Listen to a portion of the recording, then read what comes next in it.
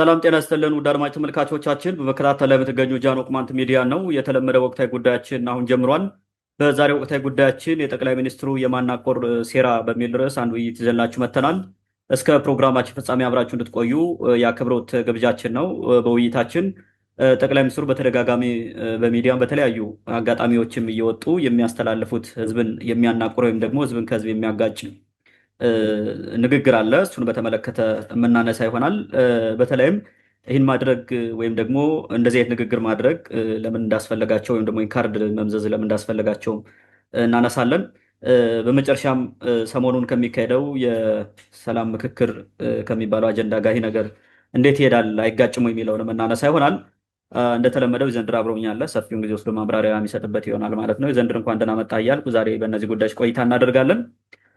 መጀመሪያ ማንሳት ያለብን ሌሎችን ጉዳዮች ከማንሳታችን በፊት እንደ አጠቃላይ ጠቅላይ ሚኒስትሩ በተደጋጋሚ በሚዲያም ሆነ በተለያዩ አጋጣሚዎች በምክር ቤቱ ጭምር በሕዝብ ተወካዮች ምክር ቤት ውይይት ጭምር የሚያስተላልፏቸው አንዳንድ መልእክቶች አሉ። እነዛ መልእክቶች ምንድናቸው? ሕዝብን ከሕዝብ የሚያነካኩ በተለያዩ አጋጣሚዎች ሌላ የነበሩ ቁርሾችን የሚስቡባቸው አጋጣሚዎች አሉና እነዚህ የሴራ መልእክቶች በከፊል ሲታዩ ምን ይመስላሉ የሚለውን ብናነሳ ደስ ይለኛል። በተደጋጋሚ እንደምናነሳው ባለፈው የጎንደር ፋሲል ግንብ ሲታደስ ሂደው ያነሱት አማራ ክልልን አማራ ብቻ ነው የሚገዛው የሚል፣ ከዛ በፊት ደግሞ ይህን ሀሳብ የሚጋጭ ያነሱት አማራ ክልል ማለት የአማራ ብቻ አይደለም የአገውም፣ የቅማንትም፣ የአርጎባም የኦሮሞም ነው የሚል ነበረ። ሰሞኑን ስለ ጎጃም ላይ ሂደው የተናገሩት ነገር አለ። እንደ አጠቃላይ ይህ ነገር ምን ይመስላል የሚለውን ወደ አንተ ልምጣና እንደ መግቢያ በዚህ ጉዳይ ሰፋ ያለ አስተያየት ስጥበት። ኦኬ፣ እንግዲህ ጠቅላይ ሚኒስትር አብይ አህመድ በተደጋጋሚ የሚነዙት የጥላቻ ንግግር በጣም ብዙ ነው። በነገራችን ላይ ሰው ልብ ስለማይለው ነው። አንዳንዱን ዛፍ በጦጣ በተለያየ መንገድ አስመስለው ይናገራሉ። አንዳንዱን ደግሞ በግልጽ የለየለት ማለት ነው። አሁን ሰሞኑን እንዳደረጉት አይነት በቃ በጣም የሚገርም ማለት ተራ ሰው ራሱ ያደርገዋል ተብሎ የማይጠበቀውን ሁሉ ይናገራሉ። ከነዚህ መካከል የተወሰኑትን ላንሳ። የመጀመሪያው ከትላንት ወዲያ የተናገሩት ነው። ደብረ ማርቆስ አየር ማረፊያ ሰርተው እሱን ለማስመረቅ ሄደው እንትን ያደረጉት ማለት ነው። የነዙት የጥላቻ ንግግር ነው። ይሄ ብዙ እንትን ሪያክሽን ይዞ መጥቷል። የጥላቻ ንግግር ማለት ነው። የትግራይ መንግስት መግለጫ አውጥቷል። ትክክል አይደለም የሚል በተለያየ ሚዲያም እንደዚሁ እንትን ብለውታል። እኛም ትላንት በዘገባችን ለማሳየት ሞክረናል ከሌሎች እንትኖች ጋር አገናኝተን። በአጠቃላይ በጣም የሚገርም ንግግር ነው የተናገሩት። ምንድነው ያሉት? ጦርነት ያዋጣ ምናምን የሚል ነገር ሲሰብኩ ቆዩና የጎጃም ህዝብ፣ የአማራ ህዝብ፣ የጎጃም ህዝብ፣ የምስራቅ ጎጃም ህዝብ የሚል ነገር አመጡና በአፄ ቴዎድሮስ እንትና ማን ነው በአፄ ዮሐንስ እንትን አይቷል። ያን ብዙ ነገሩን በአፄ ዮሐንስ አይቷል። ከዛ በላይ ምን ይፈልጋል አይነት ነገር ነው። እና ጦርነት እንደማይሆን በአፄ ዮሐንስ ዘመን የደረሰባችሁን ታውቃላችሁ፣ ያውቃሉ አለ። አሁን ይሄ በጣም ከባድ መልእክት ነው። ምንድነው? አብዛኛው ጊዜ የጎጃም ፋኖ ነው የሚባለው ከይሄ ጽምዶ የሚባለው ገብቷል ተብሎ ስለሚታሰብ የነዘመነ ካሴው እንዴት ነው ጎጃም እነዘመነ ካሴ ልጆቻችሁ በሙሉ ሂደው ከትግራዮች ጋር እንዴት ይገባሉ? ትግራይ እኮ በአፄ ዮሐንስ ዘመን ጨፍጭፏቸዋል። እና ዛሬ ያለው የቲፒኤልኤፍ ኃይል የአፄ ዮሐንሱን እንትን ሊደግምባችሁን አይነት ነገር ነው። እንግዲህ ይሄ ጥላቻን መንዛት ነው። እና ትግራይንና አማራን፣ ትግራይንና ጎጃምን፣ ትግራይና ምስራቅ ጎጃምን ማጣላት ነው። በጣም አደገኛ የሆነው ማለት ነው። በነገራችን ላይ አንድ አባት ነበሩ ከዚህ በፊት ቀደም ብሎ ያየን የትግራይ ጭፍጨፋ ብዙ ሰዎችን ከጎዱ በኋላ ከደብረ ማርቆስ ከባቢ መሰለኝ እህል ጭነው ሂደው መቀሌ ድረስ ሂደው ጠይቀው የመጡ አባት እንዳሉ አስታውሳለሁ። በሚዲያ የተላለፈ ማለት ነው። ስለዚህ እንደዚህ አይነት ይሄ ጥላቻ የሌለ ነገር እኮ ነው የሚፈጥረው። አሁን የጎጃም ህዝብ በአፄ ዮሐንስ የተለየ ጭፍጨፋ አልገጠመውም። የስ ጥቃቶች ነበሩ። አፄ ዮሐንስ ሁሉንም ቦታ ነው። ወሎ፣ ጎንደር ያልተደረገ ነገር አለ እንዴ? ስለማይነገር ነው እንጂ ያልተደረገ ነገር የለም እኮ። የጎንደር አሁን የደንቢያና የፎገራ ሰዎች እኮ ከግንባራቸው ወንዶችም ሴቶችም ሁሉም መስቀል የሚሰሩት እኮ በዛ ምክንያት ነው፣ በአፄ ዮሐንስ ምክንያት እኮ። የጋለ ብረት እያመጣ ነው። እንዲያውም ሃይማኖታቸውን በግድ እያስቀየረ እምቢ ያለውን እየገደለ እሺ ያለውን በግንባሩ ላይ እያቆሰለ የመስቀል ምልክት ሰራላቸው። ያን ቁስል ለመደበቅ ብለው ተነቀሱት። ከዛ በኋላ ባህል ሆኖ ቀረ። ደንቢያ የሚባለው እዛ ጊዜ ነው የመጨረሻው ፋይናላይዝ የተደረገው። ፎገራም እንደዛ ነው። ይሄ ይታወቃል። ከዛ በላይ ደግሞ የወሎ አካባቢ የተደረገው በተለይ ደግሞ እስልምና እምነት ተከታዮች ከጭልጋ የነበሩትን ሙስሊሞች እስላሙን ግዴታ ክርስቲያን ማድረግ ይሄ ምንድን ነው ህገ ልቦና የነበረውን ግዴታ ክርስቲያን ማድረግ እምቢ ያለው ሙስሊም አሳደዱት፣ ወደ ወሎ ሄደ። ከወሎ ተከትለው ሲሄዱ ደራ ሄደው ሰፍረው ስቲል ዛሬ ደራ ያሉ ሸዋ ደራ ያሉት እኮ እነሱ ናቸው ሙስሊሞቹ ማለት ነው። ደራ ሁሉም ሙስሊም ነው ማለት አይደለም። እዛ ያሉት ሙስሊሞቹ ያን ሄዱ ናቸው። አንዳንድ ልጆች ይነግሩናል እዛ ያሉ ማለት ነው።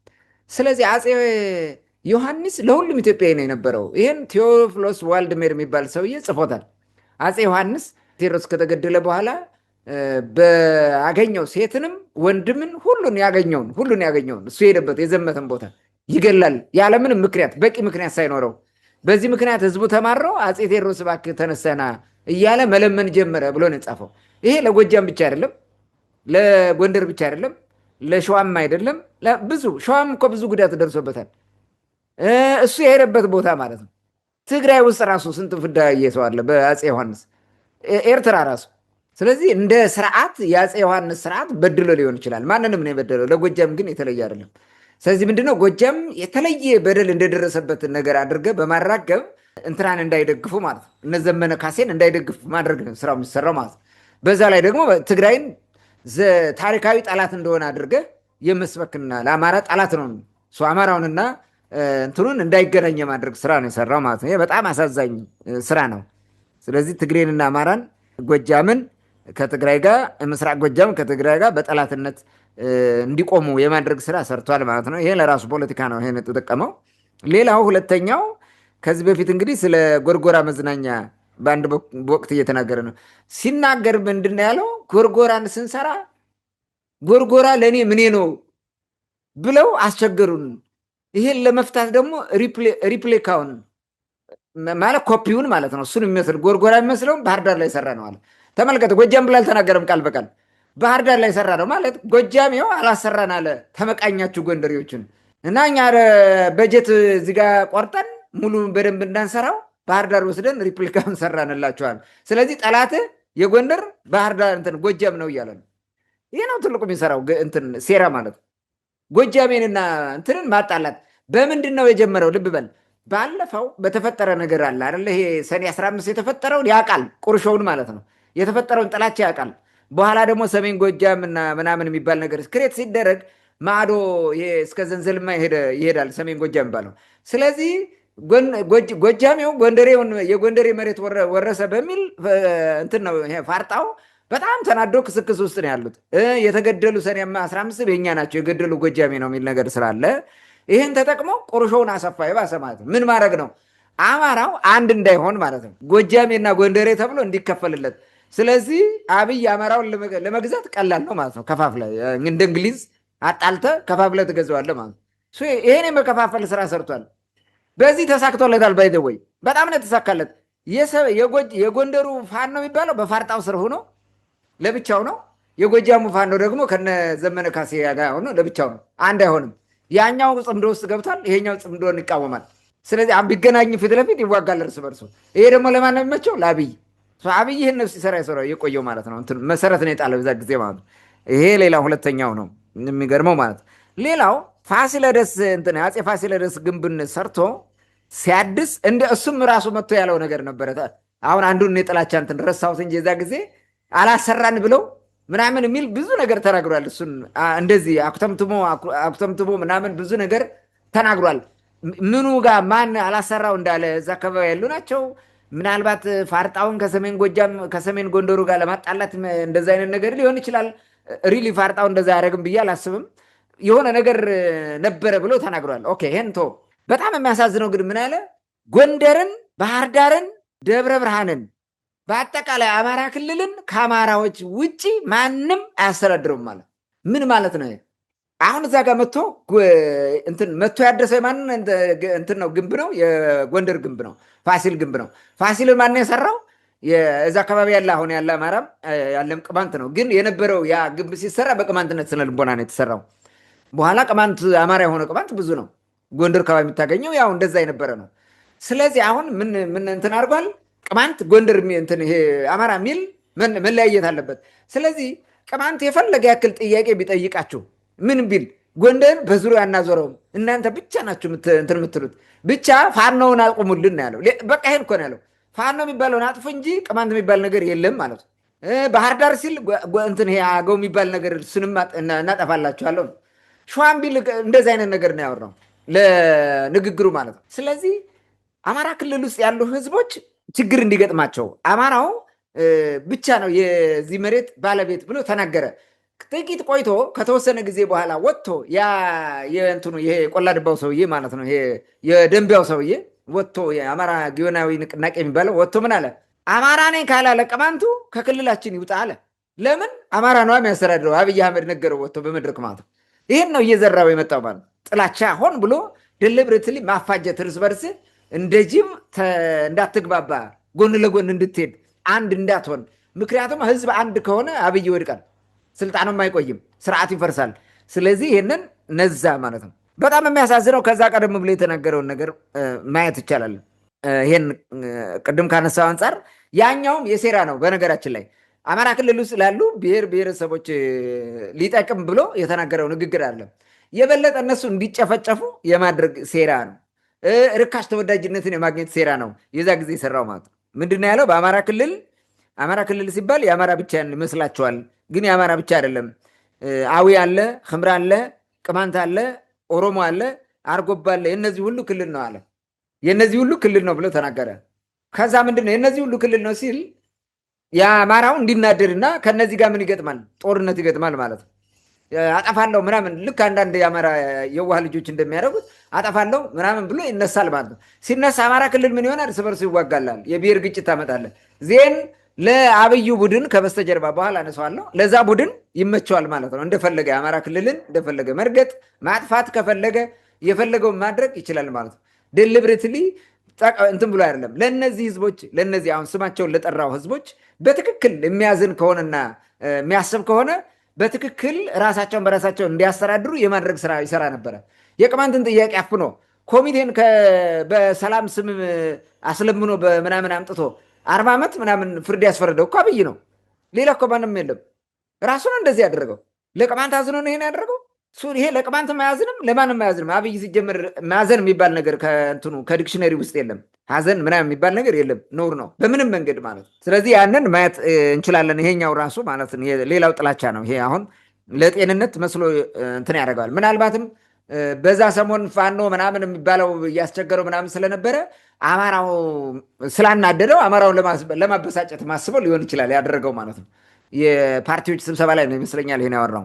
ኦኬ ሌላው 5ኛው ነጥብ የትግራይ ሴቶች ብሎ በእንትን ላይ በምክር ቤት ላይ የተናገረው ነው።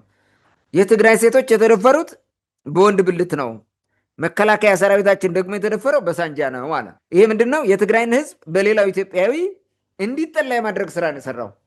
ፍጹም እንዲጠላ ማለት ነው፣ ጨካኝ እንደሆነ እና በትግራይ ህዝብ ላይ የተፈጸመው ግፍ በቃ ተራ ነገር ነው፣ አይመጥንም፣ ገና ብዙ ይቀራል፣ መስራት አለብን።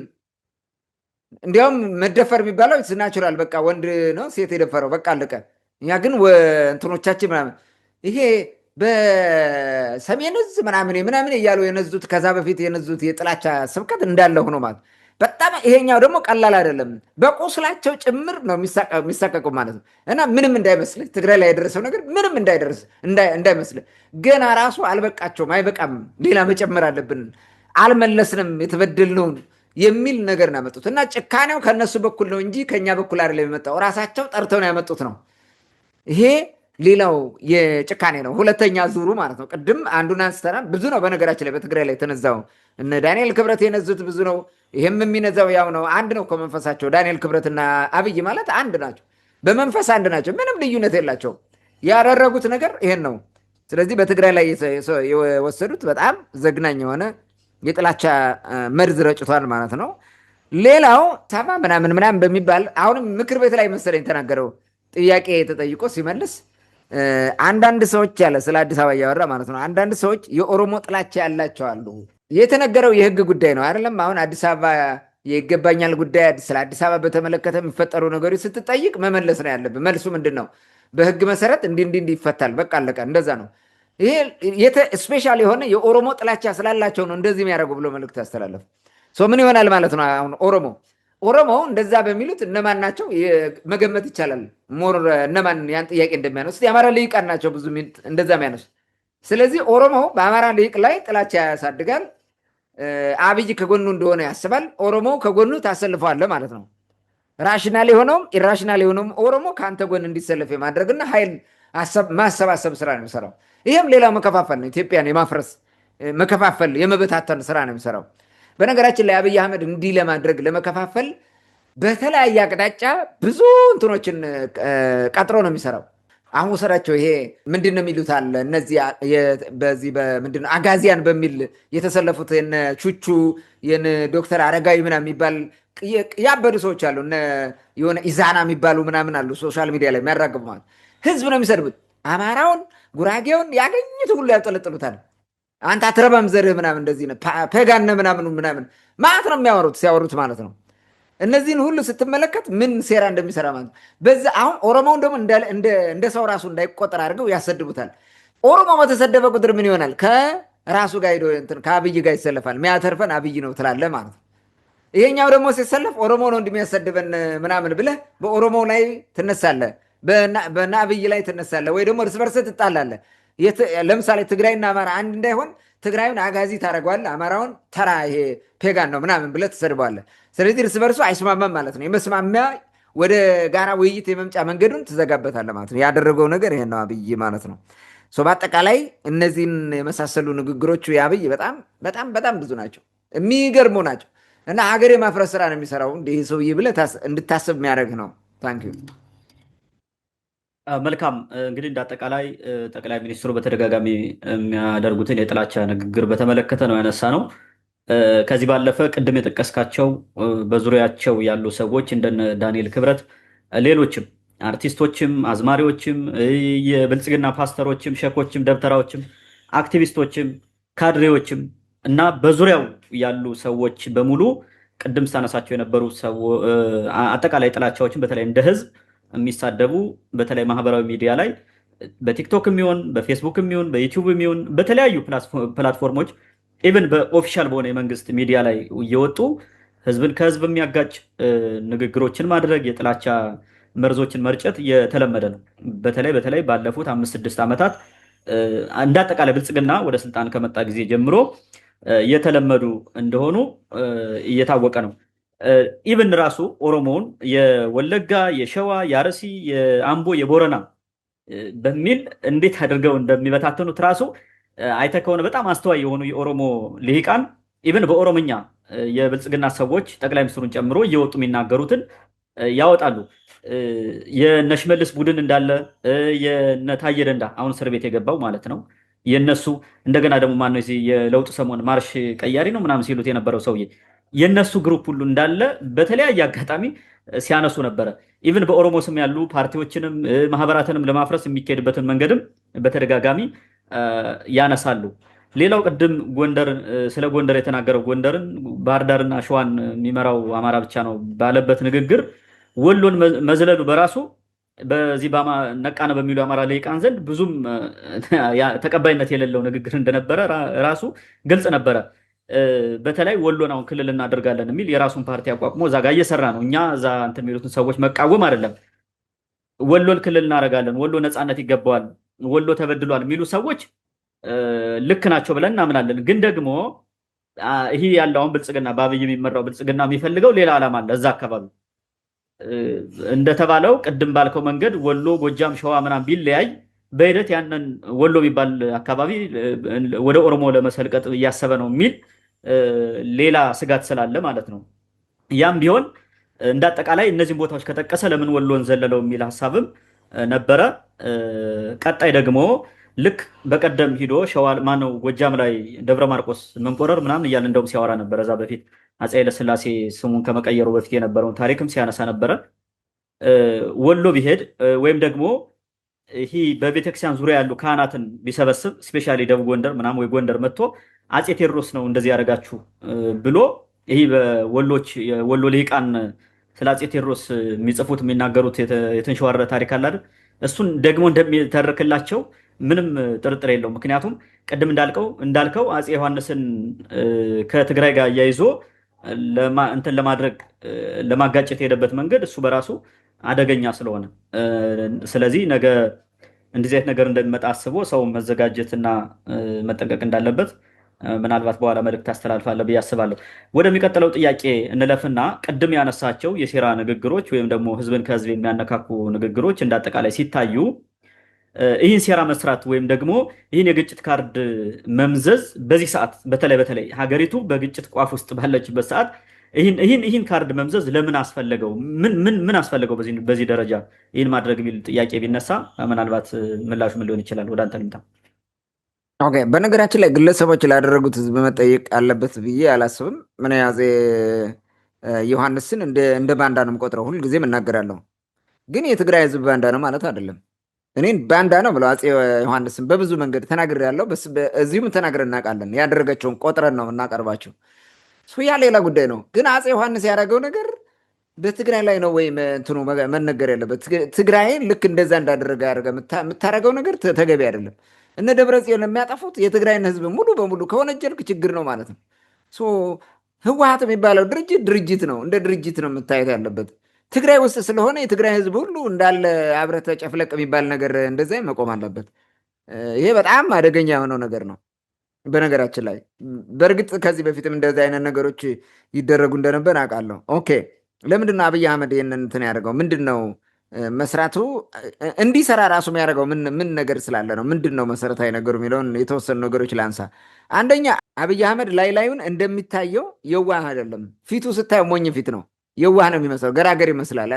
በፍጹም እንደዛ አይደለም። መሰሪ ነው አብይ አህመድ። ባህሪው ራሱ ዝም ብሎ ሙሉ በሙሉ መሰሪ ነው። ስለዚህ የስብዕናው ኮር አይደንቲቲ ነው ሴራ። እንዲህ ካላደረገ መቆም አይችልም። ልክ አላረላ አንዳንዴ ልማድ የሚባለው ነገር ልምድህ እሱ ነው። ይሄን የስብዕናው ኮር አይደንቲቲ የሆነውን ነገር ደግሞ የበለጠ በእንትን አዳብሮታል በኤክስፒሪየንስ የደህንነት ምናምን ውስጥ ሆኖ ሲሰራ ስለነበረ እዛ ደህንነት የሚባለው ማለት ነው። ይሄ ስለላ ምናምን ይሄ ጆሮ ጠቢ የሚባለው እዛ ውስጥ ነው ስራው በዋናነት የሚሰራው። ደግሞ ስለላ ማለት ደህንነት፣ ብሔራዊ ደህንነት ምናምን የሚሉት ዋናው ሴራ እኮ ነው። የሚሰራው ሴራ ነው። በሴራ መረጃ ታወጣለህ፣ በሴራ የሚጠፋውን ታጠፋለህ፣ በሴራ የሚፈርስ ነገር ካለ ታፈርሳለህ። ሁልጊዜ በሴራ ነው የሚኖሩት። ሴራ ነው። ኢቭን አብረው የሚሰራውን ጓደኞቻቸው ራሱ ሴራ እየሰሩ ነው የሚመጡት። የደህንነት የሚባለው ማለት ነው የኢንቴሊጀንስ ምናምን የምትለው ነገር በዚህ ነው እንትን የሚሉት፣ ያንን ነው የሚሰራው። ስለዚህ ኮር አይደንቲቲ የሴራ ኮር አይደንቲቲው በየዋህ ፊት የተሸፈነው የሴራ ኮር አይደንቲቲው የማንነቱ መገለጫ የሆነው ነገር በልምድና በዚህ በስራ ቆይታ በፕሮፌሽን አሳድጎታል። ሰው ኢትዮጵያ መከራ ውስጥ የገባቸው የደህንነት ሰው የሚባሉ መጥተው ሚኒስተርና ምክትል ጠቅላይ ሚኒስተር ሲሆኑ ነው። ሴራ በሴራ ነው። ሌላ ምንም ነገር በገርነት ፊት ለፊት የሚያመጡት የለም። እና እኔ አሁን ሳስበው ወታደር የነበረ ሰው ይሄ ደህንነት ውስጥ ሲሰራ የነበረ ሰው ይሄ ስለላ ምናምን የሚባል ሰው ህዝብ አስተዳደር ውስጥ መምጣት የለበትም። በፍጹም ሊሆን አይችልም። ባህሪው እንትን የተደረገው ክሬት የተደረገው እሱን የሚያደርግ አይደለም። አይዘር ያን ብሬን ዎሽድ የሚያደርጋቸው ነገር ተሰርቶ ካልሆነ በስተቀር ማለት ነው። ሌላ ብዙ ነገር ተሰርቶ ካልሆነ በፍጹም ያን ሊያደርጓቸው ስለ የአብይ አህመድ እንትኑ ይሄ ነው፣ ኮር አይደንቲቲ ስለሆነ ነው ይሄን የሚያደርገው ማለት ነው። ሁሌም ሴራ መስራት የህይወት ዋና ክፍል ነው። ከሴራ አይወጣም። በእያንዳንዱ መድረክ ስብሰባ ላይ ተመልከት፣ ሁልጊዜም ሴራ ሰርቶ ነው የሚወጣው።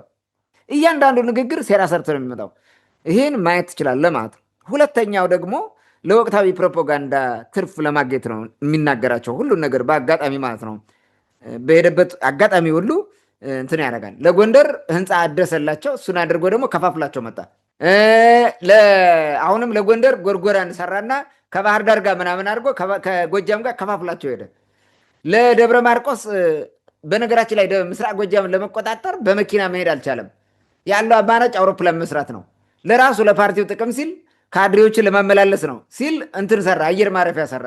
ከዛ ይሄን ለማስመረቅ ለደብረ ማርቆስ ክብር ሲባል የተሰራ አድርጎ መጥቶ መረቀው። በዚህ ላይ ደግሞ ትልቅ መርዝ ረጭቶበት ሄደ። አጋጣሚውን ተጠቅሞ የቲፒኤልኤፍንና የነ ዘመነ ካሴ ፋኖ እርሱን ለመበተን ተጠቀመበት ማለት ነው። መርዝ ረጨ። በዛ ላይ ደግሞ የትግራይንና የጎጃምን ህዝብ ቂመኛ እንትን ይሄ ምንድነው ጠላት እንደሆኑ ታሪካዊ ጠላቶች እንደሆኑ አድርጎ ለማሳየት ተጠቀመበት ማለት ነው። አጋጣሚ ነው የሚጠቀመው በፍጹም ማለት ብዙ እነዚህ ጥቃቅን ብሔረሰብ የሚባሉት በየእንትኑ ያለው የታፈኑ አማራ ክልል ውስጥ ያሉ በተለያየ መንገድ ያሉ ከጎኑ እንዲሰለፉለት ሲፈልግ ያም የባለፈውን የፓርቲ ላይ ንግግር ተናገረው ማለት ነው። ኦሮሞውን ከጎኑ ለማሰለፍ ሲፈልግ ያደርጋል። አት ኤኒ መድረክ በሆነ መንገድ ስብሰባ ማለት ነው የሚመቸውን ነገር ለወቅቱ ፕሮፓጋንዳ የሚመቸውን ነገር ረጭቶ ይሄዳል። ነገ ለህዝብ ምን ያመጣል፣ ለእኔ ምን ያመጣል፣ ምንም አያስብም። እሱን አያደርገውም። ለምን እንደዛ አይደለም። የእንትኑ የአብይ የአእምሮ ፕሮግራም እንደሱ አይደለም የሚሰራው ማለት ነው። ለምን ወደኋላ አነሳዋለሁ። ፕራግማቲስት የሚል ነገር የዕለት የዕለቱን ነው የነ ማኪያቬሊን ስራ ነው የሚሰራው ማለት ነው። እስከጠቀመው ድረስ የፈለገውን ነው የሚያደርገው። ማኪያቬሊዝም የሚባለው እንደዛ ነው። ለስልጣን እስከጠቀመ ድረስ የፈለግከውን አድርገው። ሞራል ኢሞራል የሚባል ነገር የለም ነው። የፈለግከውን ሰው መግደልም ከሆነ ትገላለህ፣ ለስልጣን እስከሆነ ድረስ። ማጣላትም ህዝብ ከሆነ ታጣላለህ። መዋሸት ከሆነ ነጭ ውሸትም ጥቁር ውሸትም ቢጫ ውሸትም ካለ ዋቴቨር ይዋሻል። መዋሸት ይሄ ማኪያቬሊስቶች የሚያደርጉት ነው። ለእነሱ ጥቅም ነው እስከሆነ ድረስ ማለት። ስለዚህ ሁልጊዜም ያንን ከማድረግ አይመለስም ማለት ነው። ወቅታዊ ፕሮፓጋንዳዎችን በደንብ አድርጎ እንትን ያደርጋል ማለት ነው። የየዕለቱን ነው የሚሰራው። የየዕለቱን ምን ማለት ነው? ዛሬ የጠቀመውን ዛሬ ያደርጋል። እስኪ አብይ አህመድ የሚነጋገራቸው የሚያወራቸውን ንግግሮች ዛሬ የተናገራቸውን ነገ ሲያፈርሳቸው ታገኛለህ። ነገ የሚናገረው ከነገ በኋላ እንትን የለው፣ ኮንሲስተንሲ የለውም በንግግሩ በፍጹም። ስለ ስብዕናው አይጨነቅም፣ ስለመቆሙ ማለት ነው። መሰሪ ነው የምለው ለዛ እኮ ነው። መሰሪዎቹ በሆነ እንትናቸው ላይ አታገኛቸውም። ይሁን አንዳንዴ እውነት የሚመስል ነገር ያወሩህና ሌላ ቦታ ናቸው እነሱ እና በፍጹም እንትን መጨበጫ መያዣ አታገኝለትም። ስለዚህ አብይ አህመድ የሚያደርገው ምንድን ነው? ዛሬ የሚጠቅመው ለዛሬ የጠቀመውን ፖለቲካ የጠቀመውን ፕሮፓጋንዳ የጠቀመውን ሴራ ዝም ብሎ ተጨፍኖ ይሰራዋል። ከዛ በኋላ ይሄዳል። ማንም አይጠይቀውም። ጠቅላይ ሚኒስትር ነው። ብትናደድ ምን ብትል አትጠይቅም። ከጠየቅ ትመታለህ። ስለዚህ ዝም ትላለህ። ነገ ደግሞ ሲመጣ ሌላ ነገር ያወራል፣ ገልብጦ ማለት ነው። ያንን አሳድጎትም ሊሆን ይችላል፣ ግን አያስበውም። ኦልሬዲ አሁን ከሰርቶት ጨርሶት ሄዷል ማለት ነው። ለምን ቅድም እንዳነሳሁት እሱ የሚለው ፕራግማቲስት የሚል ፕራግማቲዝምን በሌላ መንገድ ተረድቶ የሚያበላሸው ማለት ነው። የሚያዋጣህን አሁን ያገኘውን ስራ የሚለው ማለት ነው። በዛ መንገድ ነው የሚሄደው። ያገኘውን ስራ የትም ፍጭው ዱቄትን አምጪው ነው። እሱ አሁን ውጤት አመጣል የሚለውን ያገኘውን የተመቸውን ተናግሮ ይሄዳል ማለት እንጂ ስለ ክብር ስለ ጠቅላይ ሚኒስትርነት ትልቅነት ምናምን የሚባል ነገር የለም። ኔቨር። በዚህ ምክንያት ነው ይህንን የሚያደርገው ማለት ነው። ሌላው ሶስተኛው የሚከተለው የፖለቲካ አስተሳሰብ የፈጠረው እንደዛ እንዲያደርግ ያደረገው የፈጠረው ሁኔታ ነው። እንዲያደርግ ሴራውን የበለጠ አጠናክሮ እንዲሄድ የሚያደርገው ይሄ ነው። ለምን የእነ አብይ አህመዱ ቡድን አንድ ግሩፕ አለ። ይሄ ግሩፕ እነ አብይ አህመድ እነ ሽመልስ አብደሳ ምናምን የሚባሉት ምን ህልም አላቸው? የኦሮሞ ኢንተረስት አይደለም፣ ግን የኦሮሞ ዲነስቲ መመስረት ይፈልጋሉ። ስርወ መንግስት ማለት ነው። ልክ የሰለሞን ስርወ መንግስት እንደነበረው የኦሮሞ ዲነስቲን መሰረታለን ብለው ይሰራሉ። ከጥንት ጀምሮ የሚያስቡት ነው። ይሄን እንደዛ እናደርጋለን ነው። ይህን ለማድረግ ምን ማድረግ አለብህ? ህዝብ መበተን ያለበት ህዝብ አለ። እርስ በርሱ መናከስ ያለበት ህዝብ አለ። በቁጥጥር ስር መውደቅ ያለበት ህዝብ አለ።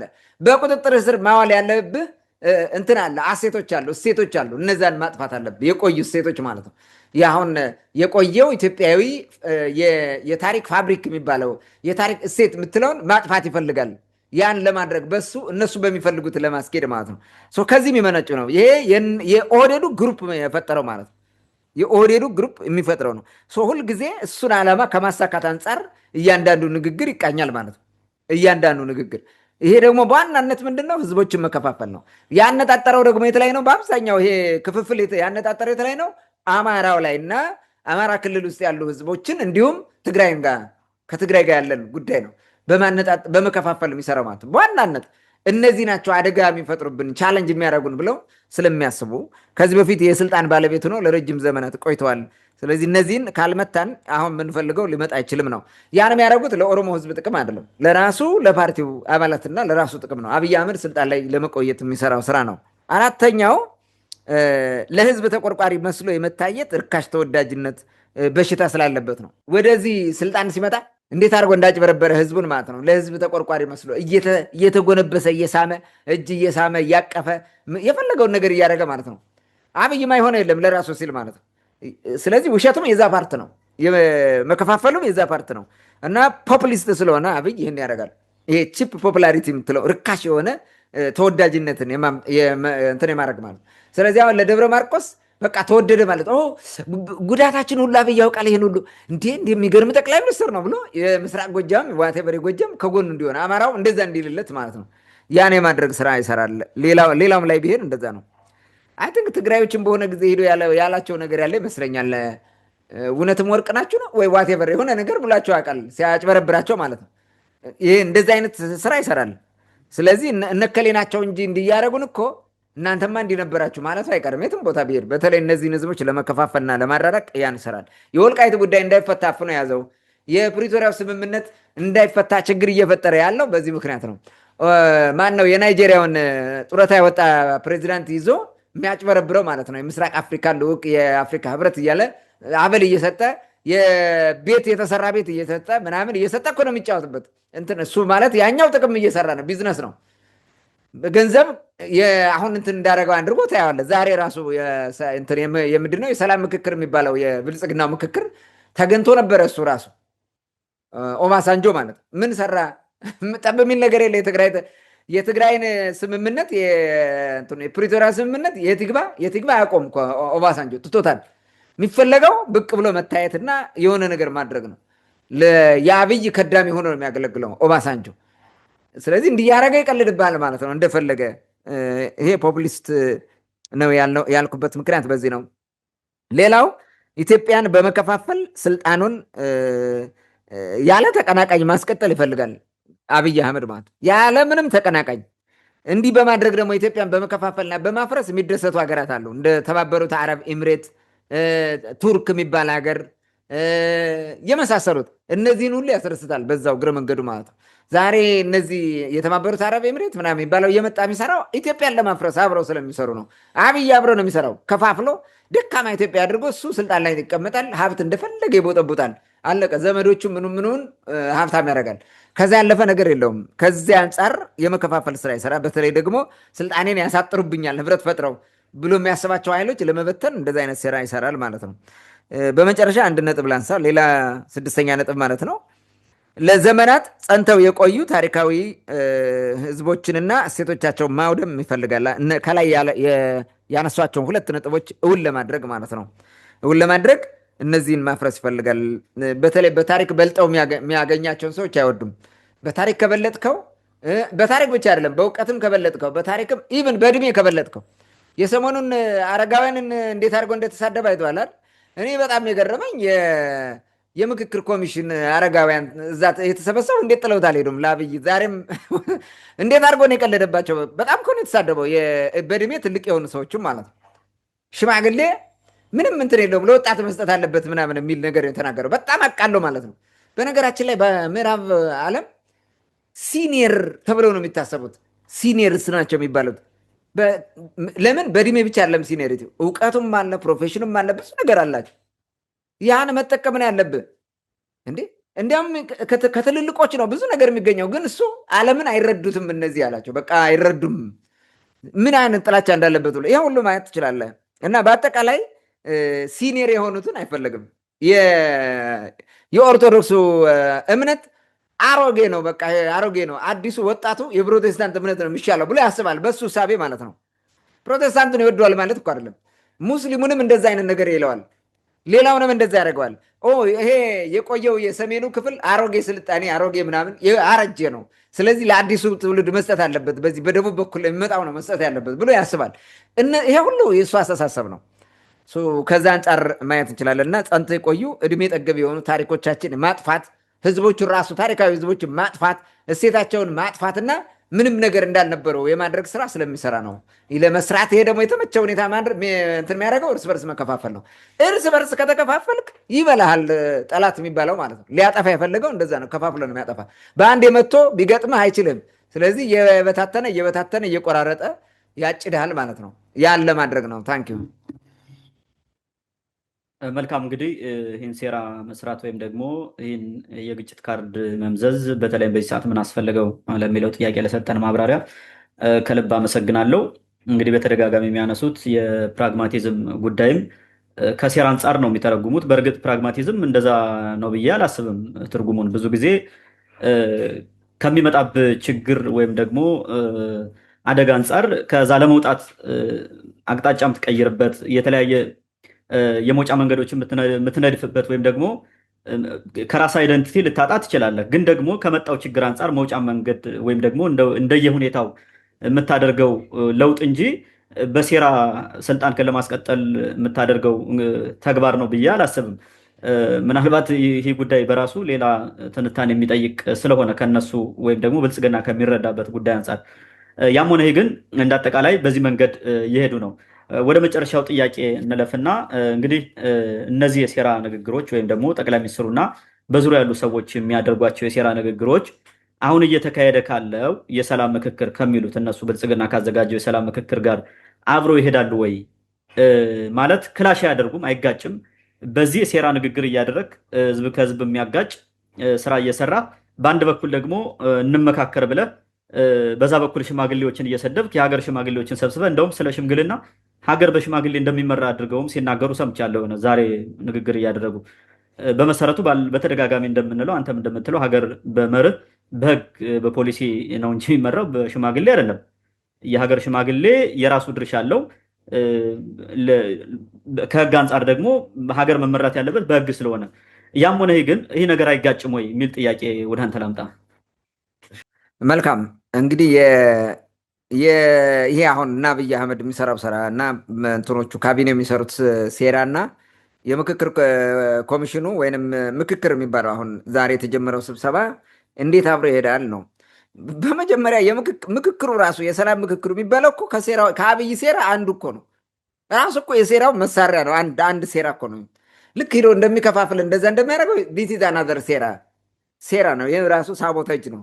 በምንም መንገድ ምንም እንደማይመጣ ይታወቃል። በዚህ የምክክር ኮሚሽን የሚመጣ ሰላም የለም። ለምን? ተፋላሚ አካላት የሉበትም እዚህ ውስጥ። አሁንም ጠበንጃ ስተው እየተዋጉ ያሉበት የሉትም እዚህ ውስጥ። ምንም ነገር የሚመጣ ጠብ የሚል ነገር የለም እኮ። ሴራው ግን ምንድን ነው? አንደኛ በኢትዮጵያ ደረጃ ምክክር አድርጌያለሁ ብሎ ለዓለም አቀፍ ማህበረሰቡ ያሳያል። ለዛ ነው የአፍሪካ ህብረት ሰብሳቢ ሊቀመንበርን ኦሉሴጉን ኦባሳንጆን የኢጋዱን ራሱ ወስዶ የሾመው ሰውዬ ማለት ነው። እነዚህን ሁሉ አምጥቶ ንግግር እንዲያደርጉ ምናምን አድርጎ አሳየ እና የሰላም ምክክር ተጀመረ። ኢትዮጵያ እየመከረች ነው ተብሎ ተነገረ። በቃ በሚዲያው ማለት ነው። ይህን ዓለም እንዲያውቀው አደረገ።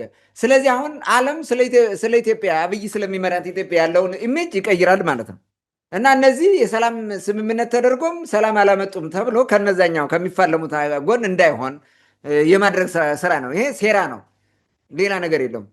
ሌላው ደግሞ ምንድን ነው የሚፈልገው? የምክክር ኮሚሽኑ ማለት የአብይ እንትን ይሄ ስልጣን ሪጀቨኔት የማድረግ እንዲቀጥል የማድረግ ከገጠመው ፈተና እንዲወጣ የማድረግ ነው። ለምን? የህዝብ ይሁንታ እንዲያገኝ ማድረግ ነው። ስለዚህ አብይ ስልጣኑን ሰስቴን ለማድረግ ነው ይህ ሁሉም ያደረገው። ይህን ሲያደርግ የምክክር ሂደት የሚባለው አሁን የተፈጠረው አንዱ ሴራ ነው ማለት ነው። በቃ ሰላም የሚፈጠር ምናምን አሁን የሚያስተላልፉትን መልእክት አይታለ ወጥተው የቀባዠሩትን ነገር በድራማም በዘፈንም በለዋት በር ያቀረቡት በሙሉ ዝም ብሎ ተራ ነገር ነው። ምክክር እኮ ምክንያታዊ ነው። በምክንያታዊነት የተመሰረተ ውይይት ነው መሆን ያለበት። በዛ ምክክር የሚባለው ብትመካከር ምክንያታዊ ሆነ ነው እንጂ ኧረ ተውት፣ በዚህ ቋጠሮ አለ በዚህ ቋጠሮ አለ፣ ይህን ቋጠሮ ምናምን ምን እናድርገው? አንተ ፍታው ቋጠሮ እኔ ልፍታው። እንዴት ሆነ እኔ የምፈታልህ ቋጠሮህን? አንተስ የኔን ቋጠሮ እንዴት ነው የምትፈታልኝ? እንዴት አድርገን በጋራ እንፈተዋለን? እዚህ ጋር ምን ያስፈልጋል? ያ ቋጠሮ የሚፈታበት እውነተኛ መንገድ ያስፈልጋል። የጋራ መግባባት ያስፈልጋል። ዝም ብለህ ተው የሚባል ይሄ ባልና ሚስት እርቅ እንደምታስታርቀው አይነት ነገር አይደለም። ምክክር ማለት እኮ እንደሱ አይደለም። እያንዳንዱ በበኩሉ ያለውን ስሜት ያቀርባል፣ ያቀርባል። ትነጋገራለህ ቁጭ ብለህ ማለት የጋራ የሆኑትን ነገሮች ትወስዳለህ። በጋራ የሆኑ ነገሮች ላይ ትሰራለህ። ይህን እንዲደረግ አይደረግም። ሲጀመር ምክክር ተብሎ ለብልጽግና የተዘጋጀው ምክክር ለብልጽግና እንጂ ለምንም ሊሆን አይችልም። አይታቸው ከሆነ በሙሉ የብልጽግና ባለስልጣን ነው እዛ የመጡት።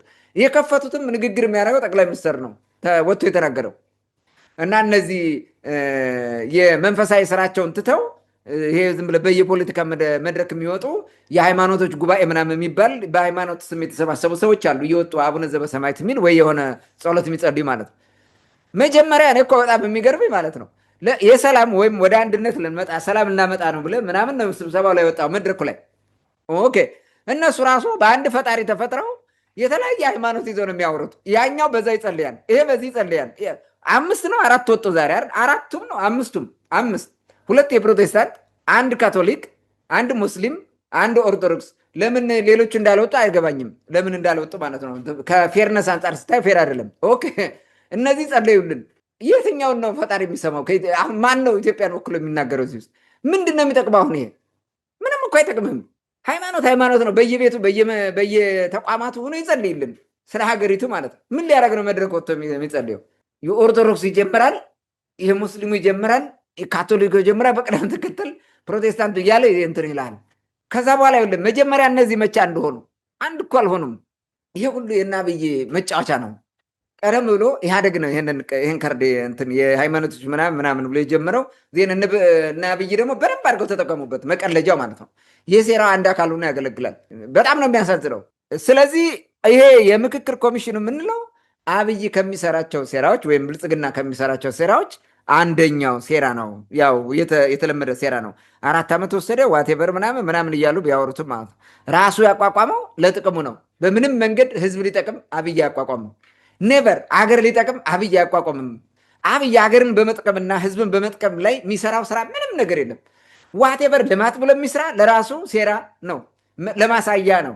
እያብለጨለጨ ዋቴቨር እያደረገ የሚሰራው እንጂ የኢትዮጵያን ህዝብ የሚጠቅም ከሆነ ማክሮ ሌቭሉን ማክሮ ኢኮኖሚ የሚያሳድግ ስራ ነበር የሚሰራው። ፋብሪካዎቹ ላይ የፋብሪካዎቹ ባነቃቃት ነው የምትሰራው። ዜን ፋብሪካዎቹ ሲነቃቁ የሰራተኛውን ኃይል አብዞርብ ያደርግልሃል፣ አንኢምፕሎይመንት ይቀንስልሃል። አንኢምፕሎይመንት ቀነሰ ማለት ገቢ ይጨምራል። ቤተሰቦቹ ገቢ እየያዙ ይመጣሉ ማለት ዜን በኦን አቨሬጅ ኪሙሌቲቭ የሆነ ኢፌክት ይመጣል ኢኮኖሚው ላይ። የሰዎች ህይወትም ይቀየራል። ኢትዮጵያን እንትናቸው እየተቀየረ ይመጣል ማለት ነው። ኢህአዴግ እንደዛ ነው ያደረገው ከ1997 ምርጫ በኋላ ማለት ወሳኝ እርምጃ ወስዶ ማክሮ ኢኮኖሚውን የማጠንከርና የማሳደግ ስራ ሰራ። የሰው ህይወት ተቀየረ። የተሻለ ኢኮኖሚ መጣ።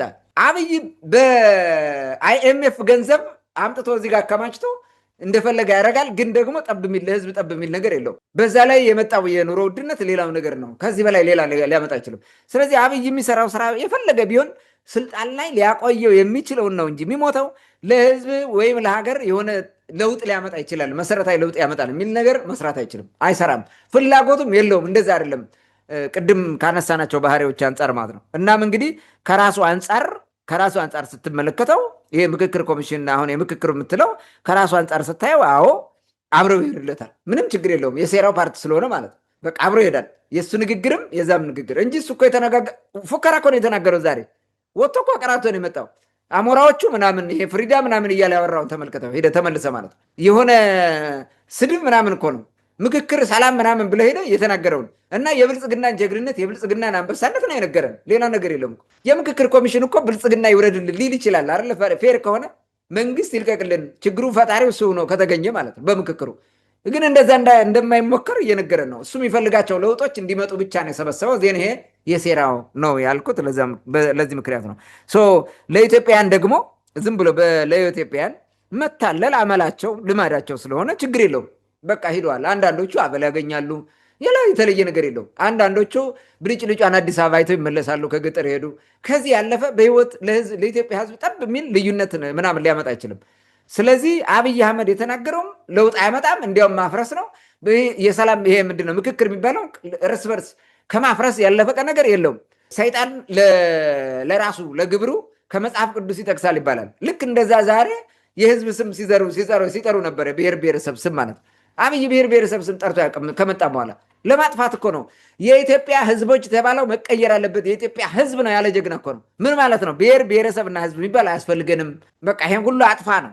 የፈለገ ኢንተረስት ሲኖራችሁ አንድ ዝም ብላችሁ ትጨፈለቃላችሁ ብሎ የሚያስብ ነው። ዛሬ ደግሞ ወጥቶ ሲጠራ ነበረ፣ ጉምዝ ምናምን ቅማንት ምናምን እያለ ሲጠራ ነበረ። በፍጹም ስም መጥራት አይደለም የሚያስፈልገው። ኢትዮጵያን ህዝብ ሰላሙን ማስፈን ነው የሚያስፈልገው። ዘይሴም ሲጠሩት ነበረ። በጣም የሚያሳዝነው ዘይሴ ምን እየተደረገ ነው ያለው? መከራውን እያየ ፍዳውን እየቆጠረ እየተገደለ ያለ እኮ ነው።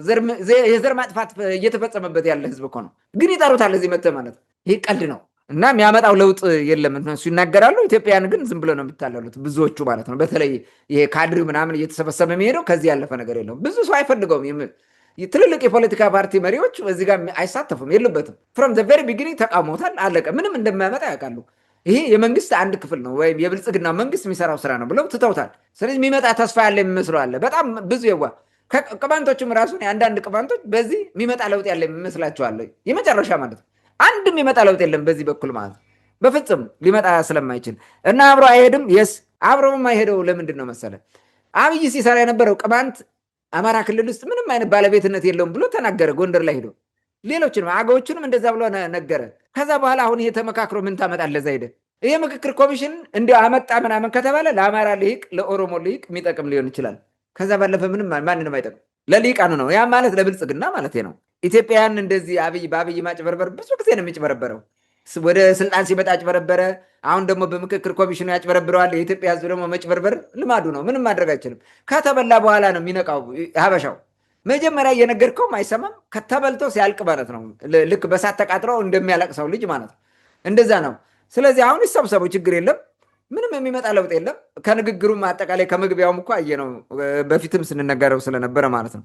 እና ከዛ አንጻር ምንም ከማሱ አንጻር እኛ ክሪቲካል ማስ የለንም። ጠንካራ ፖለቲካሊ አዌር የሆነ ሶሳይቲ የለንም፣ ኢትዮጵያ ውስጥ የለንም በፍጹም። ኧረ ይሄ ህዝብን ሰደበ አዋረደ ምናምን ካልሆነ በስተቀር የኢትዮጵያ ህዝብ በመሪዎቹ ሲታለል ሲጭበረበር የኖረ ህዝብ ነው። ሲገደል የኖረ በመሪዎቹ ነው። ይሄ ይታወቃል። አብይም እያደረገ ያለው ይሄ ነው፣ እያጭበረበረው ያለው ማለት ነው። አብይ አሁን እንትና መንግስቱ ኃይለማርያም በጣም መጥፎ ሰው ነበረ በብዙ መንገድ ማለት ነው። ግን ደግሞ ለህዝብ የሚታይ የሚጨበጥ ለውጥ አምጥቷል። አንድ መሬት ላራሹ የሚባል ሁሉም ሰው መሬት እንዲኖረው አድርጓል። የተገፉ ህዝቦች እንደ ቤተ እስራኤል፣ ቅማንት ምናምን የመሳሰሉት ከተማ ገብተው እንዳይሰሩ ቤት ምናምን የነበረው በማንነታቸው እንዲኮሩ አድርጓል። ሰርቷል። እሱ በጣም እንትን ያለ ሲቆጠር የህዝብና ቤቶች ቆጠራ ላይ እነዛን ሁሉንም ህዝቦች እንዲቆጠሩ አድርጓል። የሚደነቅ ነገር ነው። መሰረተ ትምህርት አምጥቷል። የሚደነቅ ነገር ነው። የሚገርም ነው። ይሄ የሁሉም ህብረተሰብ ላይ ለውጥ የሚያመጣ ነገር ነው።